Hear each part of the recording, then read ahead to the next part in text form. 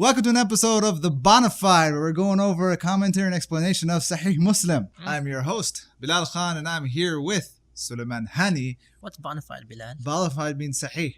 Oh, there you go. There you go. I mean, it means authentic, because Sahih in the Hadith context also means Hadith that is continuous in chain. Okay. Hadith that rises up to the Prophet ﷺ, does not stop at the companions or tabi'een. Okay. It also includes a Hadith that has no defects, like hidden defects that the scholars can analyze. And it also must require every single person in the chain to be both trustworthy and accurate. They must have luck.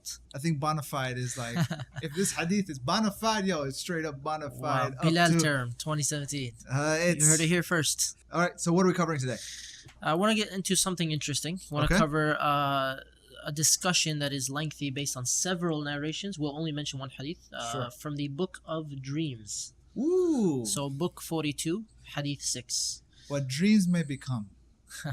Isn't that the one that's starring Robin Williams? Abu Qatada radiallahu anhu. He ignores me completely. He just continues going. Okay. Abu Qatada radiallahu anhu reported that the Prophet sallallahu alaihi wasallam said. So this is hadith. Yeah. Qudsi or Nabawi? That Rasul said is Nabawi. Yes. The Prophet sallallahu alaihi wasallam said, "The good visions or dreams are from Allah, and the evil dreams or the nightmares are from the devil. If one sees a dream which one does not like, he should spit on his left side and seek refuge of Allah from the devil, and it will not do him any harm, and he should not disclose it to anyone. And if one sees a good dream, one should feel pleased but should not disclose it to anyone except he whom he loves." Okay. Now there's a lot to say about this hadith, and the translation itself is not the most accurate translation. Right? Some of the words are taken literally, and they're misunderstood in context. So this English that you just gave us, is that a kind of sort of translated-ish meaning? Sorta. If you were to, do you know the Arabic by heart? For this particular narration, no. I know a different narration. Okay. But the problem is when you explain it in English, even in the variations in Arabic, you have one that uses one word, like ru'ya, which could be translated as vision. Okay. The good vision, the bad vision, right? Okay. And then there's dreams in a way are a vision. Right, but the words that are used in Arabic are different in some of the variations of hadith. Does it change the meaning? That's what we have to explain in English. Okay. Or in a discussion or commentary. Because can people have visions without being narcotically induced? Okay, you're jumping the gun here. First, let's take a step back. Okay. Let's take a step back. Let's categorize the dreams. Okay. Right, because there are many ahadith within the Book of Dreams and others, and commentaries, especially by Muhammad ibn Sirin, rahimahullah. Who's known that? For one of the famous scholars of the first generations. Muhammad ibn Sirin is the one that many Muslims have a book that's attributed to him called Tafsir al-Ahlam. You're saying attributed, meaning? It's not written by him. Okay. It's called The Interpretation of Dreams. Okay. And it has like chicken, bird, boy, and what does it mean? But the problem with this is what?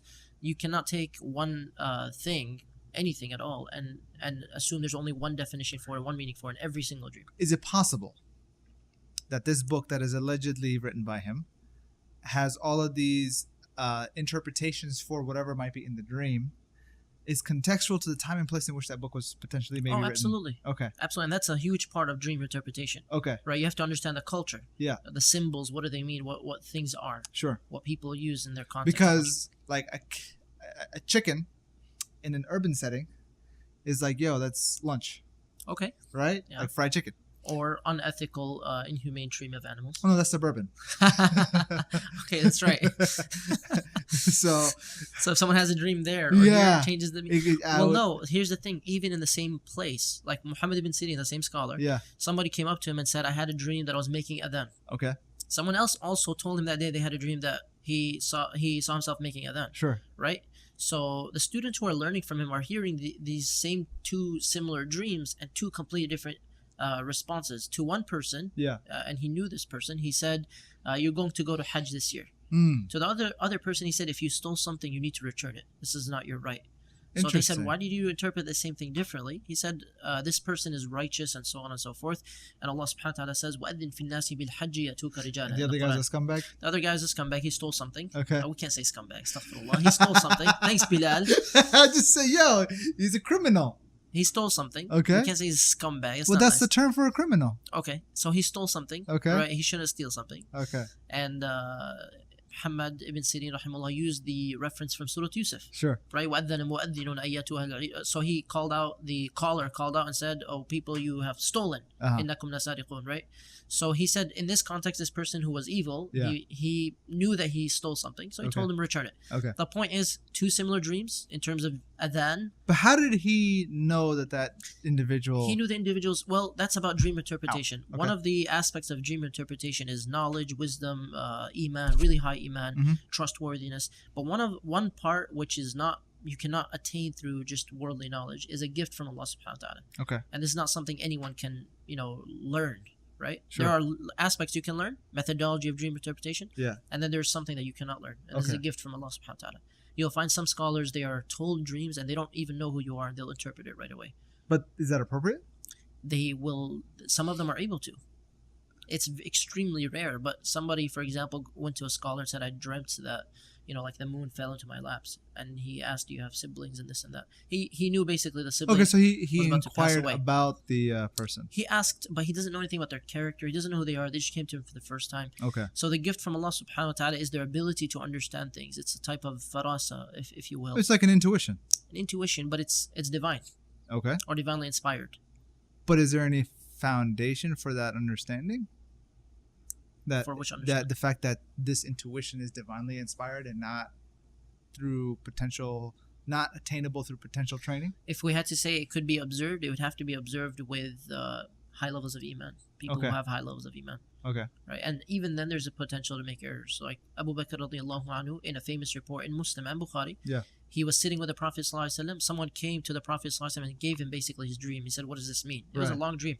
Basically, to summarize as much as possible, the man saw honey and butter dripping from the clouds, the people coming out with buckets. Some people collected a lot, some people collected a little, and then a rope came up from the sky. The Prophet ﷺ took it, a second person took it, a third person took it, the next person who took it broke, and then it reconnected, and then he took it. Okay. So Abu Bakr was sitting there, he said, Ya Rasulullah, can I interpret the dream? Right. He gave him permission. So he said the butter, the honey is like the Quran and Sunnah. Some people collect a lot, some people a little. The rope was the Prophet ﷺ's connection and return to Allah. He left Abu Bakr and then Umar. He didn't interpret this, but Abu Bakr and then Umar, and then we know Uthman, the fitna took place. Yeah. All right. So the scholars say the error that Abu Bakr made, because when he asked Ya Rasulullah, is this correct? They said parts of it yes, parts of it no. They said the error was perhaps that he didn't say that this was the khilaf of Abu Bakr, Umar, and then Uthman's fitna. Oh. Right? Allahu A'lam. Nobody really knows. Or it could have been that he's just said the butter and the honey are both the Quran and Sunnah, whereas the butter or the honey is like the Quran, the butter. So he just explained that yes, you were partly right, partly wrong. He didn't explain what was right. We don't know. What was right. Yeah. So the scholars had commentary on what could have been right or wrong. Okay. Those are the two most common. Allahu A'lam. But let's get back to... And was that deliberate on the part of Rasulullah where he didn't explain what? Allahu A'lam. Okay. Allahu A'lam. I don't know. But are there other instances in which there's a dream being interpreted and Rasulullah observes and corrects? I don't know about one in which a third party interprets and the Prophet ﷺ corrected them and explained the correction. I know the Prophet ﷺ interpreted many dreams. We have an abundance of those. But as for third parties, I'm not sure. This is the most famous one in which Abu Bakr attempted to interpret it, and there was so even in the situation where somebody at the most esteemed level, like Abu Bakr Siddiq, is not 100% accurate in the interpretation of dreams, it's only fair to say that somebody today who might be attempting to interpret a dream, regardless of how well their knowledge and belief in Allah is, that it's not allegedly 100%. It could be claimed that there's no such thing as any human being in our times, anyone after basically the Prophet ﷺ could claim or guarantee that the dream interpretation is infallible. Okay. Right. However, you generally assume that there's the methodology aspect. So perhaps Abu Bakr was learning still, right? It could have been that they were all learning the methodology of dream interpretation, but not necessarily anything to do with his faith, of course. So let's get back to the three categories of dreams. What are they? Based on all of the hadith that we have, you have the dreams from Allah subhanahu wa ta'ala. Okay. You have the dreams, the translation says from the devil.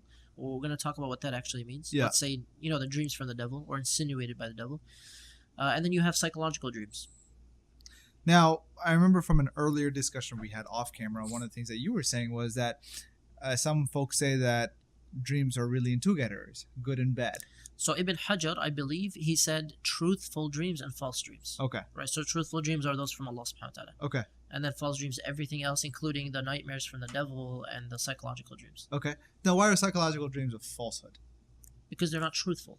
They're not a ru'ya from Allah, truthful meaning a vision from Allah subhanahu wa ta'ala. Isn't it truthful in the sense of, hey, this is something that's been on your mind, and so you're working out the problems subconsciously?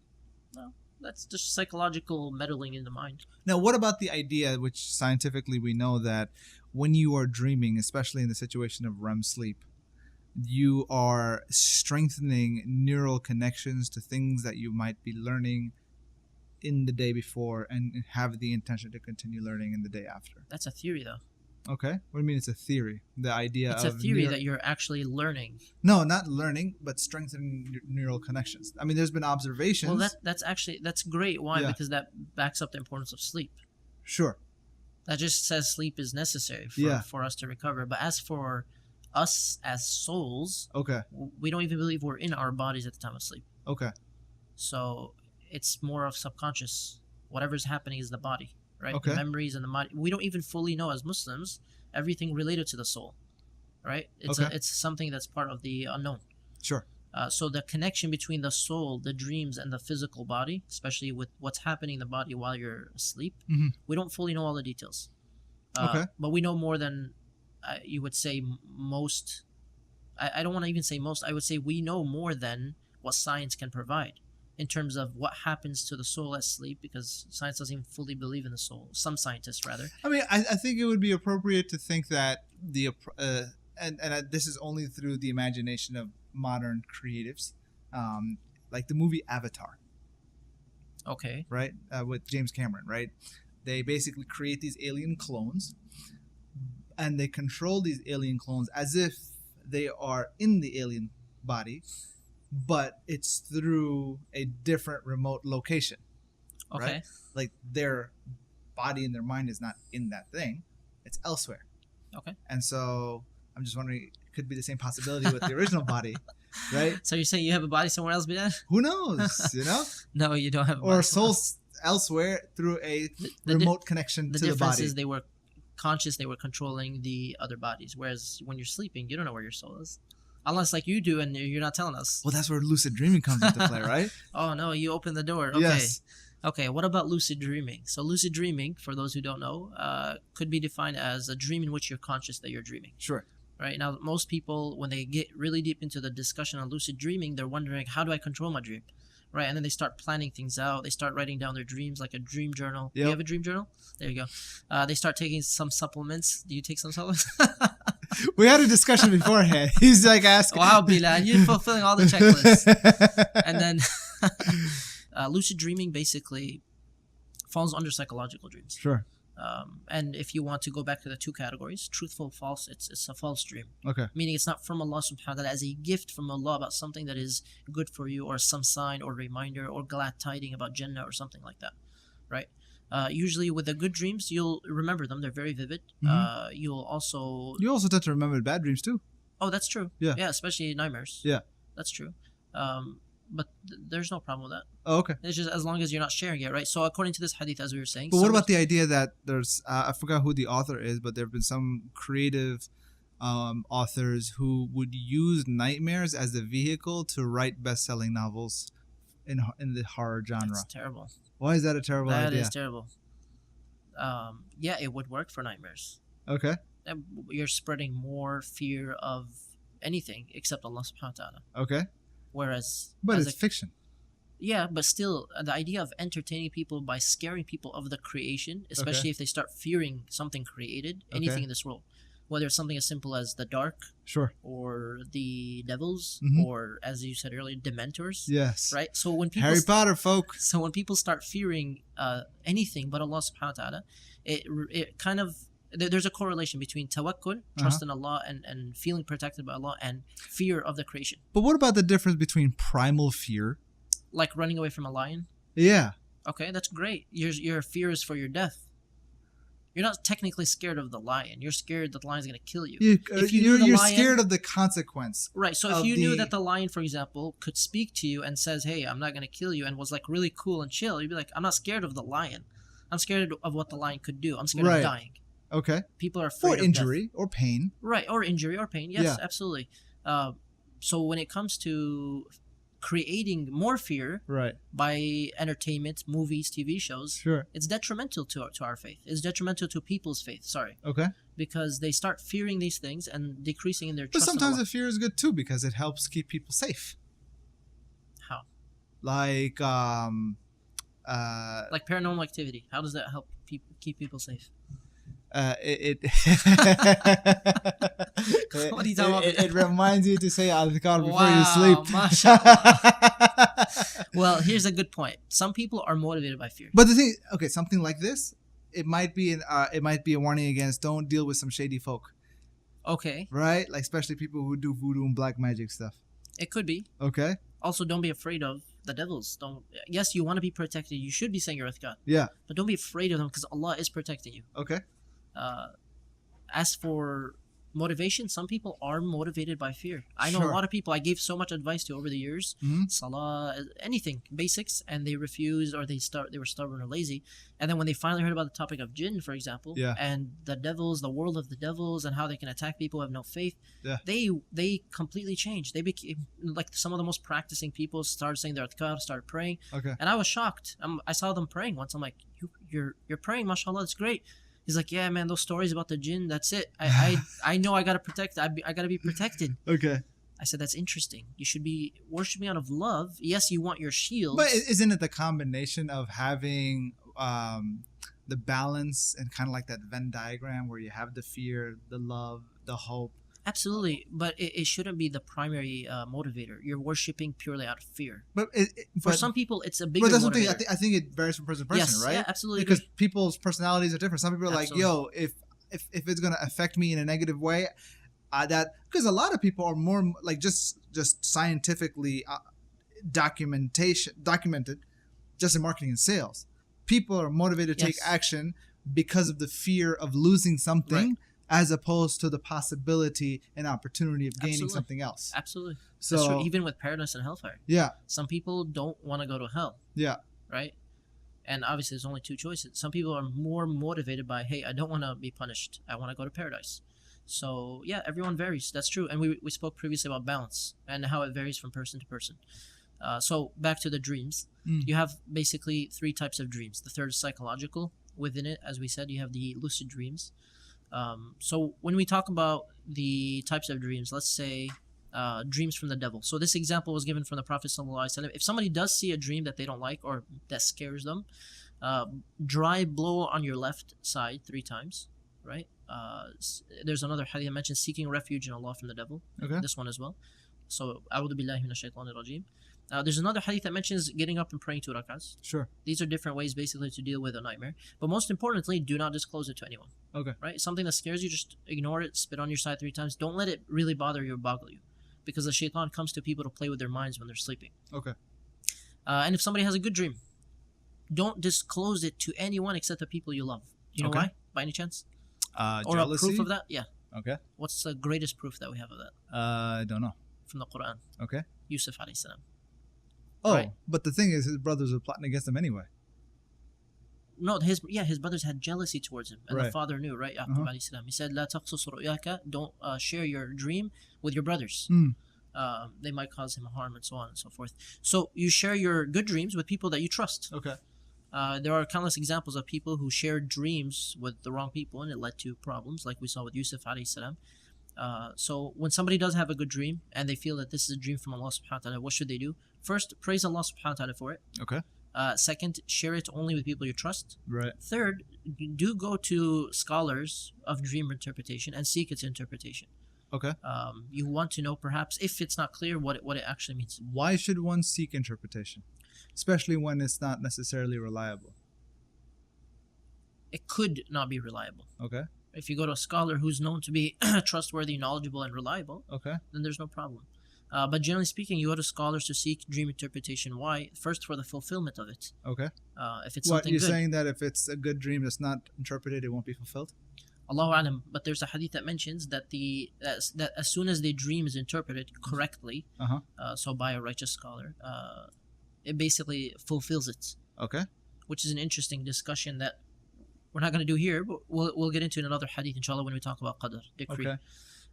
So yeah, you do want to go to scholars, seek its meanings. Most importantly, it's not just about its fulfillment, but if there's a good reminder for you to take from it, a lesson, the scholar will give you that lesson. Okay. Right? So sometimes it's a reminder, sometimes it's a lesson, sometimes there's no benefit in you going to the scholar. So, but the thing is, something could be a good dream, but maybe it's, or maybe it was the reminder in the case of the guy who hurt himself giving the adhan or something, and he told him to go return whatever you stole.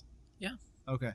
There you go. Well, we don't know if that was technically a ru'ya. That was a dream interpretation. Okay. Right? He interpreted his dream and what it meant. It could have been a ru'ya, absolutely. Okay. But generally speaking, we advise people, if it's not a nightmare, yeah, go and ask about it. Gotcha. For example, when do people usually start asking about dream interpretation, aside from like let's say the holy types of dreams where you see like the Day of Judgment or the Prophet or something else? A lot of times people pray istikhara about something and they expect to have a dream. Oh, that? Okay. That. Okay. I mean, sure. Yeah, that's very common. Because a lot of cultures emphasize for some reason that you have to have a dream. Right. And that your dream will tell you the answer to your istikhara. And then they keep making istikhara and they keep not seeing a dream. They're like, what's happening? Yeah, nothing's happening. Yeah, right? Nothing's happening. So it's a misunderstanding that you have to have a dream. Istikhara means I'm going to go forth with it unless a major obstacle comes into your way, keep going forward. Right? So a lot of people ask while they're praying istikhara, especially with marriages, and it's usually from sisters more than brothers. They say, I had a dream about so and so. Does this mean is this the response to my istikhara? Yeah. And usually it's a psychological dream. Right. And there are like very clear signs within the dream that's psychological. Yeah. Sometimes because it's on their mind. It's on their mind. Yeah. When people are really thinking about something, they're likely to dream about it. Allahu Alam. What do you think about these points right here? Essentially, what I'm getting out of all of this is look, got a good dream, great. Maybe you got somebody that can help you clarify what it's all about. Granted, if it's not psychological, but you also mentioned that certain psychological dreams are also just generally falsehood. You got a bad dream, keep it to yourself and go on with your day because it was a dream. There you go. Right? MashaAllah. Now, what about the whole thing with visions that are narcotically induced? What do you mean? Well, they have these nootropics and they have just other recreational drugs that some people might take and that will put them on a little bit of a trip. Right. And then that trip might let them see things that they would have never otherwise imagined. So what are those? I think it answers itself. It's because they're tripping. Well, certain type of drugs give... So it's not... What I'm saying is it's not from Allah subhanahu wa ta'ala. Okay. If you have to take a drug to see a vision from Allah, then it's not from Allah subhanahu wa ta'ala. Okay. You know what I mean? Got it. So they're tripping. So it's not cool. It's not mubah. Maybe like the kids that came up to you. Is this permissible? It's cool. No, wait. Go ask the sheikh. No. It's like, whatever. Oh, it's whatever. Wait, verdicts of Bilal the Raider. All right, so then question that comes up often is if somebody's having a lot of nightmares, what should they do? Okay. There's a lot of different advices. Well, here's the thought. Yeah. Nightmares and its connection, three things and their relationship with each other within the context of the subject. Okay. Nightmares, PTSD, and this. What's this? This being the approach to bad dreams. Okay, so nightmares. Yeah, but like specifically in the context of PTSD. Okay. So what's the question? Right, I would, as I understand, people who suffer with PTSD, like they have panic attacks and stuff while they're awake, but at the same time, many of them also have nightmares. Right. Now the thing is, I would think that somebody like that in that situation needs to go seek help. Yes. Right. And part of that seeking help is like, I keep dreaming about this. Right. You're probably dreaming about this because this is whatever happened that led to your PTSD. Right. Let's try to address and resolve that issue. Right. So PTSD, or generally you'll find that, and this is important to keep in mind, not every dream that scares you is necessarily a nightmare. Okay. It could be psychological. Sure. It's not always easy for many people to distinguish between the two at the time that they had the dream. But generally speaking, psychological trauma will likely be a psychological dream, even if it scares you, right? Whereas a dream from the shaitan are those that he insinuates, whispers, in which he's really trying to frighten someone of something that is created, like the devils or whatever their fears are, and so on and so forth. It's not always easy to distinguish, but generally, when the person starts realizing their thoughts and what they're going through, they can start to distinguish between psychological and nightmares. Okay. Alam. Now, here's a thought. Can devils read your mind? That's a great question. Let's ask the scholars. Okay. I don't know. Okay. Can they read your mind? Allah Alam. Okay. Because we're talking about dreams and thoughts and psychological. If you don't share your psychological fears and whatnot, would shaitan be able to scare you of things that you don't necessarily think about? Yeah. That's a great question. We know that the devil, everyone has their own devil, right? Right. And we know that the dreams, based on these ahadith, that are nightmares, are insinuated by the devils. Sure. Right? So there is some kind of connection between what you're thinking and feeling in terms of your fears, in terms of even your sins, your spirituality. The other thought that comes to mind is, okay, is maybe the way that they communicate with us is the whispering into thought. And somebody was explaining the idea where, one of the ways that's described, the description of jinn, right? It's like a smokeless fire, right? At least to our knowledge, the closest thing to smokeless fire is electricity. Okay. Right? And the idea that electricity at a particular frequency, the frequency being the electrical signals that are going in our brain, the neural signals, potentially maybe from a scientific hypothesis, is that that's how the whispers are thrown in there. Interesting. Right? Wow. And then the question, though, is that a one-way thing? Oh, my God. Whereas, could the signal also be derived from there into... Is that a one-way thing? What, like the signal going in versus coming out? So what's the reason this is being asked? Well, I'm just talking about so people can communicate back with them? No, like because they can submit messages, but can they also understand, receive from that, extract from it? I would assume your own qareen could, your own devil. Okay. Could. Allahu Alam. Okay. That's a great question. I don't know. Okay, so I'm asking a lot of different empirical questions that don't necessarily have empirical basis. Yes. But could potentially be researched because they have like through the use of electrical signals using our brain, because there was a TED talk where the guy was able to move another guy's arm by what are those things called, the where they attach electrical thingies to your arm or whatever part of the body. So one guy was wearing a thing, and he moved his arm like this, and the other guy's arm moved like this also. But the guy whose arm that wasn't commanding it to move. That's cool. And so, wow. Yeah, and this was basically research that they were showcasing that was being leveraged as a means of creating prosthetic technology for people, for amputees and things like that. That's really cool, subhanAllah. So interesting. I wonder what the future will hold. Right? Like, can you imagine that you losing control of your body because somebody that they injected you with nanites or hacked it? Yeah, literally, your own body gets hacked by nanotech that gets submitted into your extremities, and then that's like a good sci-fi movie plot right there. Oh, Bilal's on fire. MashaAllah.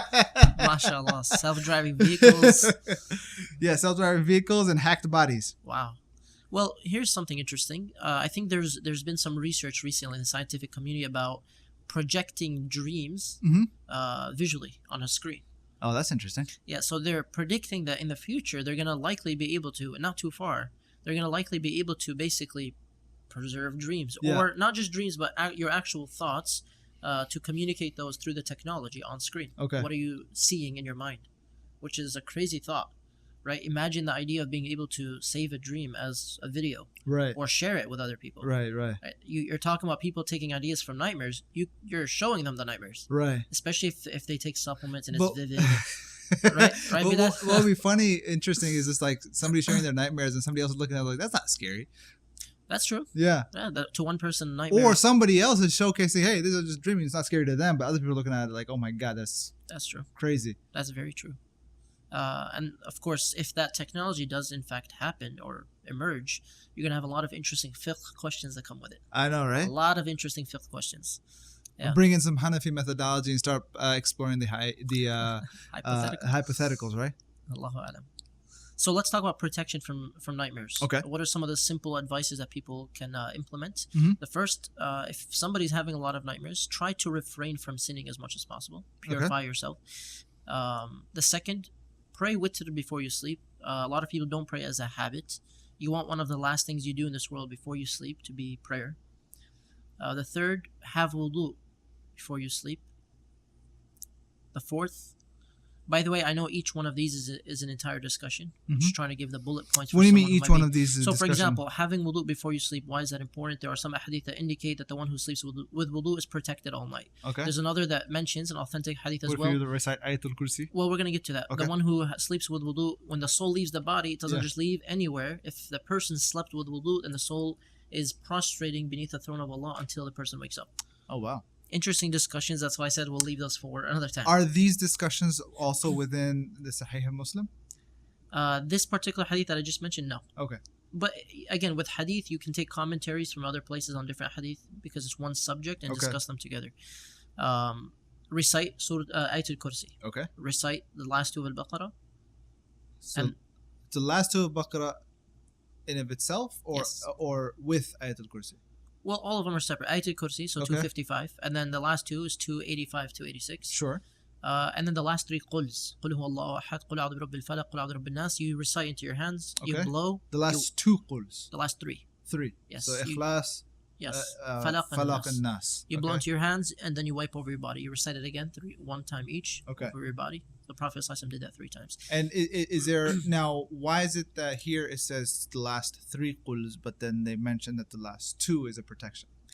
This is the sunnah of the Prophet ﷺ before he slept. The last 2 are known as protection in general from evil. Okay. Yes, Surah Al-Falaq, Surah Al-Nas. However, the general habit of the Prophet ﷺ in almost all of the sunan, for example, after each prayer, you recite Ikhlas, Falaq, and Nas, right? Okay, after each prayer. After each prayer, you recite them 1 time each. After Fajr and Maghrib, 3 times each. What's the benefit of the spiritual benefit of reciting? So the last 2 quls are a protection from evil and harm. Okay. Also an affirmation of your belief in Allah. Sure. And Qul Huwa Allah Ahad is 1/3 of the Quran in terms of reward. Okay, so you recite it 3 times.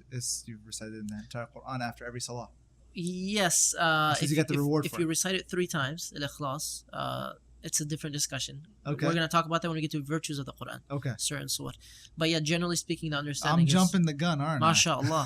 Sharh Muslim, bro. There's 3,000 hadith. At this rate. At this rate, we'll get to maybe 5. So, anyways, again, without all of the other virtues and benefits, you have Ayatul Kursi. Yeah. Protection all night. You have the last 2 Al-Baqarah. Sure. There's a hadith that says that the Prophet ﷺ said, whoever recites the last 2 of Al-Baqarah before sleeping, it will suffice him. Okay. So the scholars commented, what does suffice mean? One of them said it will suffice you, it'll protect you all night. You'll be protected all night. The second one, based on a different hadith, said you'll have the reward of praying Qiyamul Layl all night. Okay. Ali radiallahu anhu said, I don't know of anyone who hears about the importance of the last 2 of Al-Baqarah and does not recite them intentionally unless he is insane. Meaning it's foolish to know this hadith and then not to recite them before you sleep. So each one of these, whether it be Ayatul Kursi, the last 2 of Baqarah, and the 3 quls, is a different hadith. Different hadith, absolutely. Okay. Yeah, every single one of these. And it's not just one hadith. So if you want to cover your bases, just do all 3. Oh, definitely. Absolutely. Okay. You recite the Kursi, the last 2 Al-Baqarah every night, and the last 3 quls. And what's the one where he would blow on his hands and just wipe it? The last 3 quls. Oh, okay. Yeah. And what about Fatiha and these others? Before you sleep, it's not mentioned in any authentic hadith. Okay. If somebody wants to add extra Quran as a ruqya, protection or healing, they can do that. Okay. Yeah. Number 5. Okay. The dua before sleeping. I know you don't like the word supplications. Adhkar al-Nawm. Okay. Right, there's a lot of different adhkar. Every single one has its own hadith, its own benefits. You can take, for example, a small famous book like Hisnul Muslim, Fortress of the Muslim. I think they have it on all app stores now, right? Yeah, they got these tiny books where it's hard to read the text. Right. Well, no, those are terrible ones. There's some really good ones, Okay. right? So any kind of authentic dua app, go to the section that says dua before sleeping, learn 1 or 2 or more, and you'll find... what's a good one? There's a long one. There's a long one I really love. What's a short, easy one that people can remember that are watching this show that you like? A short one. You're like, I don't like the short ones. They're all long. There's one that begins with Alhamdulillahi alladhi Alhamdulillahi alladhi kafani wa awani كفاني وآواني. Sufficed me and took care of me. Okay. الحمد لله الذي أطعمني وسقاني. أطعمني وسقاني. Gave me food and drink. Okay. الحمد لله الذي من علي فأفضل. So you keep saying Alhamdulillah الذي. In the beginning of it, okay. And then at the end of it, اللهم إني أسألك بعزتك أن تنجيني من النار. Oh Allah, I ask you with your exalted, mighty status to protect me from the fire. I wrote an entire article on Muslim Matters just about this one dua, one hadith. Why? It says at the end of the hadith, whoever says these words before sleeping, it's as if they praised Allah on behalf of the entire creation. Interesting. Yeah, and it's a good way to also be grateful. Sure. And gratitude, as you and I know. So if one were to find that article, what would they search for? My name. No. Okay. Life-changing dua, maybe. So like, do you remember what the headline of the article was? I think it was life-changing dua of unimaginable proportions.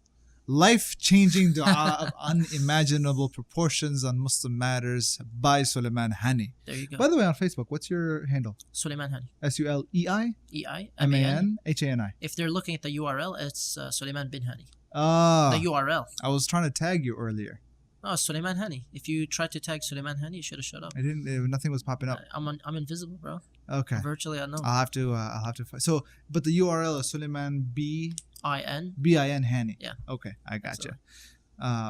Cool. Okay. All right. So anyways, you got the Adhkar al-Nawm, supplications. Yeah. You have one of the most important things. A lot of people sleep with their phones in their hands. Okay. Right? Especially a lot of youth, youngsters, whatever. Well, that's the kind of reality where the phone is an extension of you. Yeah. That's fine. Yeah. As long as, this is my advice, if somebody's having a lot of nightmares, make sure the last thing that you're doing on your phone is not haram. Okay. Right? Make sure what you're doing, whatever it may be, even if it's not something that's blaringly haram, make sure what you're doing at least is somewhat good. You want the last thing to be before you sleep to be something good. Just on a health note. Yes. It's a good idea to fast from any kind of blue light, right? Whether it be your television, your cell phone, for give yourself 30 minutes of blue light freedom, so that your cerebral patterns are able to go into relaxation mode, and you can fall asleep easier. Quality of sleep is better too. Yes, much better, because you're essentially all of these artificial lights, fluorescent lights, blue lights, and whatnot. They you're looking around, right? What they do is they mess with our cerebral patterns, and which makes sleeping harder and waking up harder as well. So, in fact, you can find blue light blocking glasses that some people have started to adopt now, because it's almost difficult to not look at any kind of digital screen before you go to sleep. The other option also, apps.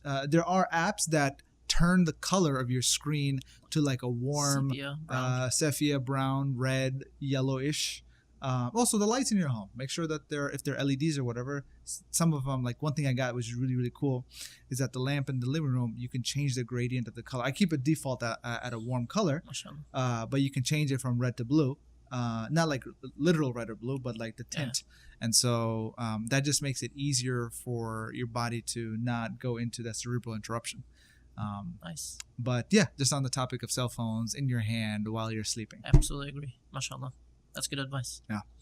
The last point, if somebody's having nightmares and things like this continuously, purify your home. Okay. So you can do that by having the Quran playing constantly, especially Surah Al-Baqarah. Is that appropriate? Great question. Are you allowed to have the Quran being recited by audio? I'm not even asking about allowed. I'm talking about the etiquette. Etiquette of the Quran generally, if someone is reciting, listen. Okay. Because it's the speech of Allah. But the likelihood of somebody... The question is about an audio recording is different. Okay.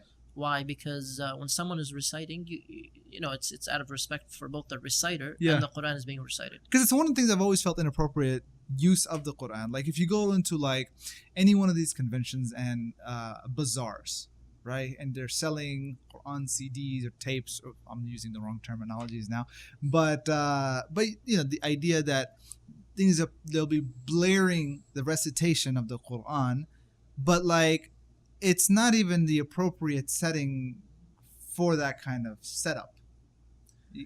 And at the same time, even in your home, it's like if it's just playing as background noise, I don't know. No, it shouldn't be background noise. I agree with you. It's more along the lines of make sure there's some Quran in your home. Okay. Right? Because a lot of homes are dead.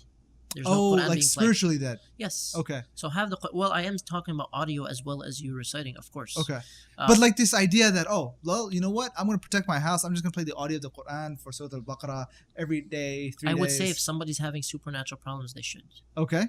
even if they're not listening to every single verse, because that's not realistic to expect. But I would assume, I think it would be safe to assume that somebody who's having supernatural powers, like the first Problems. Not powers. Yeah. Come on, bro. you can see where my aspirations are, right? I can see. No, you're having supernatural problems. Usually in the initial inquiry, it's like, hey, do you pray 5 times a day? Absolutely agree. Right? But sometimes people have problems that last even when they are praying, even when they're doing other things. Even if they've got all their bases covered. Yes. But how rare is that? It happens. So it's rare. It's rare because, it is rare, but it happens. Okay. You ask most imams or scholars, you'll find that they are dealing with people who have issues. Like, I mean, I've personally witnessed, these kind of supernatural situations, and going through that kind of checklist kind of scenario, and at the end of the day, ruqya is what kind of ended up solving it. So the Quran is ruqya. That's what I'm saying. Right. But like the idea of, like, all right, let's just play the Quran. Well, it's not really like that. No, it's more like purify your home, as in have recitation of the Quran in your home. Okay. And if you're not able to recite, don't let your home be like a graveyard. Exactly. Okay. Well, and that brings us to the next point, which is alongside the Quran playing constantly, pray your nawafil at home, your sunnah. Yeah. Because that gives life to the home spiritually. I think even you can take it to even a more realistic level where they say, yes, it's a good idea. Ideally, if you can be able to pray your 5 daily prayers in the masjid, that's amazing, right? But I would think 99% of people don't or are unable to do that, especially because of the proximity that they have to the masjid. So the other thing would be is like, well, for folks, especially the adults in the family, to lead their families in prayer. Absolutely. Right? So if somebody, aside from establish the whole issue prayer about praying, in the home, if the prayer is being prayed at home, Yeah. try to pray in congregation. Yeah. Absolutely agree. But again, the emphasis on the sunnah. Okay. Because many people, for example, they're praying at work or school or somewhere else. Sure. Right, and then or the masjid, hopefully, Mhm. and then the other prayers are just either not prayed, like the sunnah, or they're prayed in the masjid. But if you know you're going home soon, right after the prayer, it's actually preferred to pray the sunnah at home. There's more reward for it, Right. where nobody's watching. Okay. The same way there's a magnified reward for the fard in the masjid, there's a magnified reward for the sunnah at home. Oh, so it's in contrast. Absolutely. Okay, got because it. the sunnah, you're doing it voluntary extra for the sake of Allah subhanahu wa ta'ala. So when you have some of those mean folk at the mosque, they're like, pray your sunnah. You can say it's sunnah to pray sunnah at home. Yeah. There's nothing wrong with praying in the And masjid. then they're like, no, but it's sunnah. Like, what kind of sunnah?